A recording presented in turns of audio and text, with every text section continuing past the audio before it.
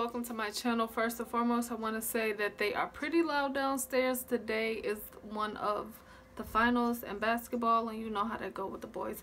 But anyway, so I'm coming here today to review this wig. Okay, so if you did not know, this was my first time getting a lace front wig and trying to, you know, finesse it. So this is more of a review slash tips slash review for first time wig people, so they can kind of know what to expect type of gist, you know. Paid $38 for this wig, and baby girl,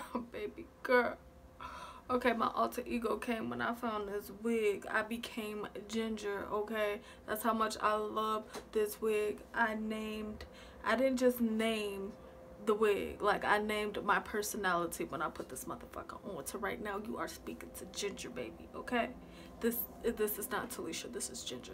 So welcome to Ginger's channel. It's a takeover. Okay, so first and foremost, I want to say that I love the wig. It did pretty well with heat. I was scared at first to put my good flat irons on it, but I actually did. I just kept it at like 310, I believe.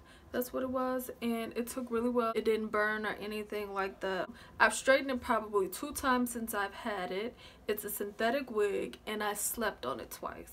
Okay, and the only reason why I slept on it twice was because I got drunk when I went out and stayed the night at his friend's house, and I wasn't about to just, you know, snatch off the wig. I was too drunk to think about that anyways. I slept on it twice, and I thought it was gonna be a mad fucking mess because it's a synthetic wig, and it really wasn't. The first time I did not sleep with a bonnet on, and it was good to go. The second time I had a bonnet, and it was still good to go. It does pretty well when you wash it. I washed the hair. I want to say when I first got the hair, I was washing it like every time I was using it, and that's because I was trying to get the got to be glue out of it so I can slick and lay the edges the next time. Let me tell you, you guys, for you beginners out there, I don't know if you heard of this, but baby, this got to be glue right here is like the real deal. Now, I'm truthfully terrified of this shit. It kept my wig on, and that motherfucker did not budge.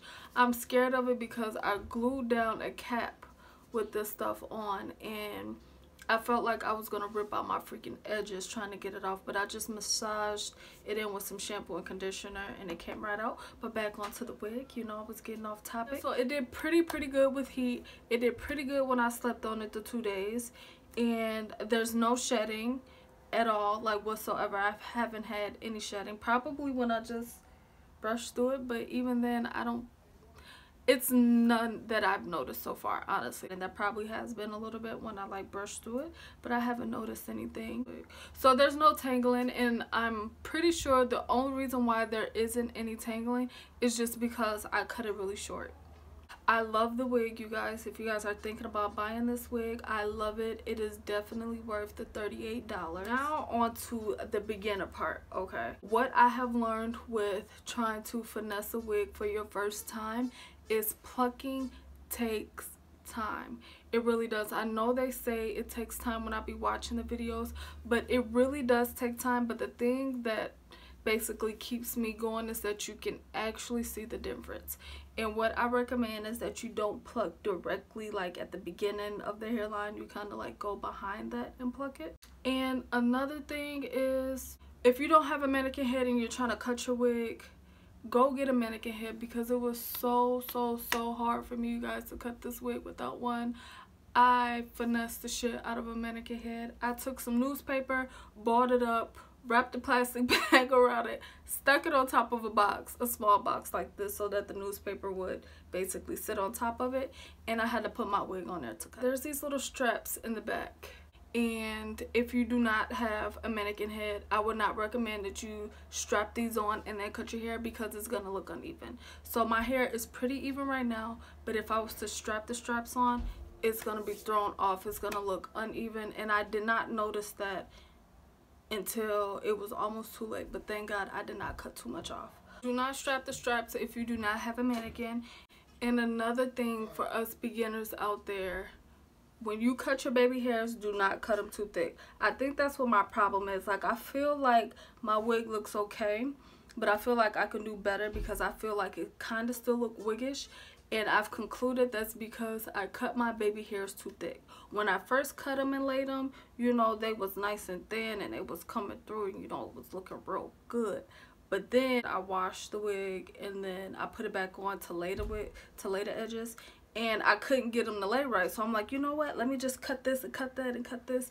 And it became too thick. And so you guys have to watch out for that. And what I would recommend you doing after you get those baby hairs laid for the first time, but they got to be glued, don't mess them up. Just leave them there. Don't try to redo them or anything, because baby hairs is such a fucking challenge. I did not realize how hard it was to do baby hairs. It's a real live challenge, okay? I need some tips and tricks because baby girl over here, she need a little help. This wig, it actually comes, it's a lace front, so you can part it, but I was too lazy to actually try to finesse a part, so I just finessed the hairline to the best of my ability at the time, and I just wear it just like this. Like, I don't wear it with a part at all. And you have to be careful with that got to be glued to, especially if you do your makeup first and then apply the wig, because you can kind of see it left a little streak mark right here. I just kind of threw it on just so you guys can see it. I can get it off some tissue and water, but you have to be really careful because you don't want no big ass just blob right there and you can tell that you're missing some makeup. Overall, I would give this wig, truthfully, for a synthetic wig, I would give it a 5 out of 5.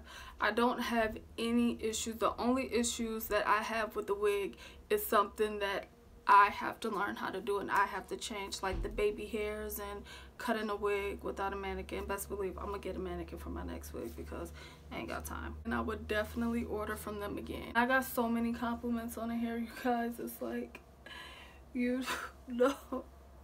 You know, when you first get your hair done, you can't keep your hands up out your hair. Yeah, that's been me. If you've never had a wig before and you're considering on getting a wig, I would recommend that you get a synthetic wig, particularly one from Kryssma, because this one is like 2 thumbs up. And I would just say it's not as scary as it seems. It looks very challenging and very intimidating on YouTube, but it's really not that hard. You just have to take your time. I think the biggest thing is time, and I kind of rushed through it. I feel like I can pluck more, get my hairline more natural looking, and just don't overdo the baby hairs and you'll be good. So that is my review and my final opinion on this wig. I hope you guys enjoyed this video. Don't forget to like and subscribe, and I will see you guys in my next video. Bye.